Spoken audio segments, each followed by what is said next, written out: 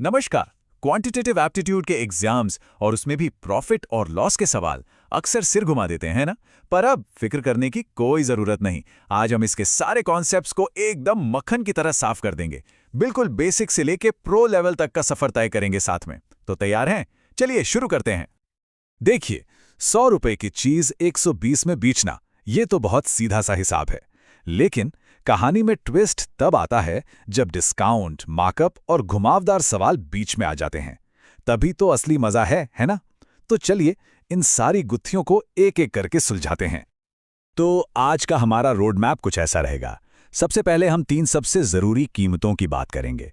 फिर हम परसेंटेज की भाषा में बात करना सीखेंगे। इसके बाद डिस्काउंट की कला को समझेंगे। फिर कुछ मजेदार पजल्स यानी सवाल हल करेंगे। और आखिर में मैं कुछ प्रो टिप्स दूंगा और उन आम गलतियों से बचाऊंगा जो सब करते हैं। तो चलिए सबसे पहले पड़ाव पर चलते हैं, यानी वो 3 जादुई कीमतें। यकीन मानिए, प्रॉफिट और लॉस का हर एक सवाल, हर एक प्रॉब्लम बस इन्हीं 3 चीजों के इर्द गिर्द घूमता है। ये समझ लिया तो समझो आधा खेल जीत लिया। सबसे पहले है क्रय मूल्य, जिसे हम सीपी भी कहते हैं। अब इसे सिर्फ खरीदने का दाम मत समझना, नहीं, ये टोटल शुरुआती इन्वेस्टमेंट है। जैसे मान लीजिए कोई पुराना स्कूटर खरीदा, ठीक है, अब उस पर जो मरम्मत का खर्चा आया ना, वो भी इसी सीपी में जुड़ेगा। इसके बाद आता है विक्रय मूल्य यानी एसपी। ये तो बिल्कुल सीधा है। ये वो पैसा है जो सामान बेचने पर जेब में आता है। सिंपल। ये समझो सीपी के सिक्के का दूसरा पहलू है। एक तरफ खर्चा, दूसरी तरफ कमाई।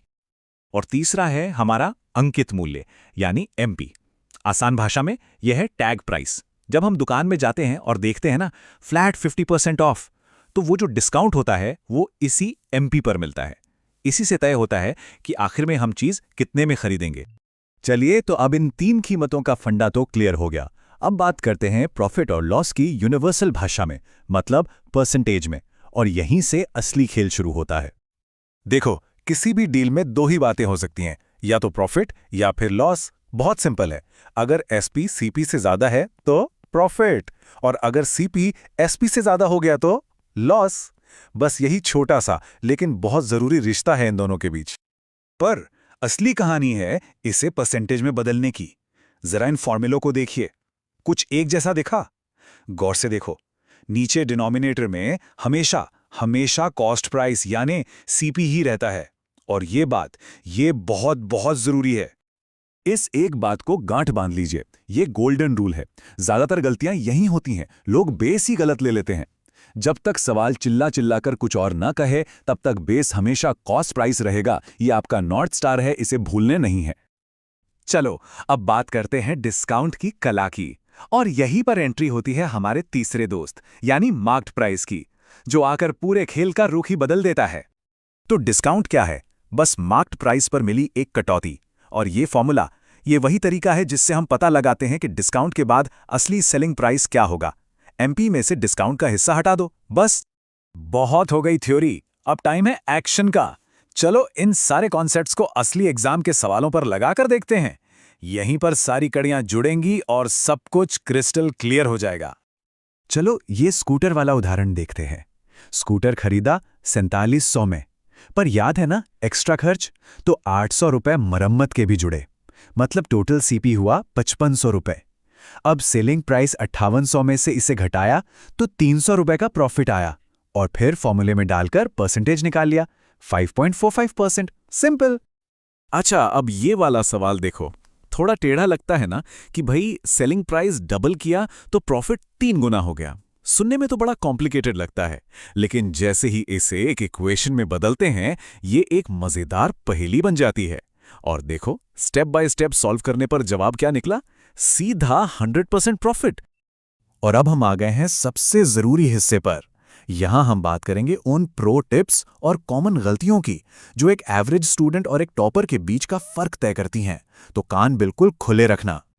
ये सबसे बड़ा ट्रैप है। एक चीज पर पहले 20% डिस्काउंट मिला, फिर 10% और, तो टोटल डिस्काउंट 30% हुआ? नहीं, बिल्कुल नहीं। ये एक बहुत आम गलती है। तो फिर सही हिसाब क्या है? देखो, इसके लिए एक फॉर्मूला है, D1 + D2 - D1 × D2 upon 100। वजह यह है कि जो दूसरा डिस्काउंट है ना, वो घटी हुई कीमत पर लगता है, इसीलिए 20% और 10% का टोटल डिस्काउंट 30% नहीं बल्कि सिर्फ 28% होता है। तो चलो एक क्विक रीकैप करते हैं उन गलतियों का जिनसे बचना है। पहला, सीपी में सारे एक्स्ट्रा खर्च जोड़ना मत भूलना। दूसरा, 2 डिस्काउंट्स को सीधे सीधे कभी मत जोड़ना, फॉर्मूला यूज करना। तीसरा, परसेंटेज का बेस हमेशा सीपी रखना जब तक कहा ना जाए। और चौथा, इस तरह के सवालों में फंसना नहीं कि 20 चीजों का सीपी इक्वल टू एक्स चीजों का एसपी। और ये एक सीक्रेट टिप है, एग्जाम बनाने वाले भी इन्हीं फॉर्मूलों और स्ट्रक्चर को बार बार इस्तेमाल करते हैं। अगर इन पर अच्छी पकड़ बना ली तो समझो ज्यादातर सवाल आपकी मुट्ठी में है। ये आपको बाकियों से बहुत आगे ले जाएगा। तो अब जब सारे कॉन्सेप्ट्स ताज़ा हैं, ये रही एक आखिरी चुनौती। एक दुकानदार ने दाम 40% बढ़ाकर लिखा और फिर 25% का डिस्काउंट दे दिया।